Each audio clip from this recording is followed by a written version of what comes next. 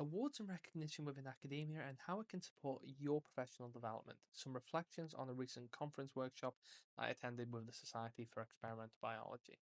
Now, to start off with mentorship. Now, that's reaching out to individuals who are that next career stage above you and looking for them for some form of guidance or advice that they can provide you about your own professional development.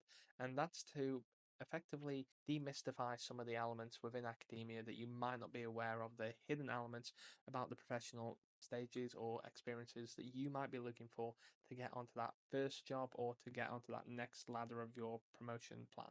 Now, this is something that you can do in an informal setting through various different mentors that you might reach out to on the likes of social media or through various different schemes that might be in your institution, but more of an informal setting, or formally through the likes of the Society for Experimental Biology's mentorship scheme or other programs that are available for other learned societies. Now, outside of that, you also have the external recognition of your experiences or skills. Now, this is really documenting what you already have. So, the likes of the Higher Education Academy or various different schemes run by the Royal Societies and what they could potentially provide your professional development with evidence of.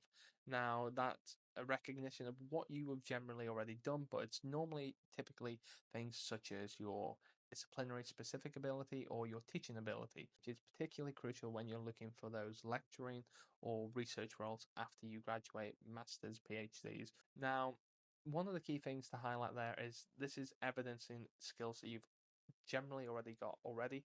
And equally, I would encourage you to try and take up other opportunities as well to show who you are as an external researcher and how you interact with others at various different events. Now, if you go along to a conference as either a volunteer or someone who's presenting or chairing, then make sure that you highlight this on your CV as well. Equally, if you're Equally, if you're presenting to the conference and they give you some form of way of identifying your presentation, make sure you cite it, attach it to your ORCID ID, and really evidence it. Something that is therefore accessible to other individuals who might go looking at what you've published or the work that you've worked on. Try to make sure that you record as many of these different events and what you learn from that experience, reflect on it. And the other thing that was really encouraged was to trying to get quotes from various different individuals not only within the teams that you've worked in, but externally as well to get an insight of how they felt about working with you. And that can be a really great tool that can potentially help your developmental journey. Now, these were just some tips that were shared by the various different individuals in the room, and all credit to the various different voices that was there. But if you've got any questions about anything that I've said, then please drop a comment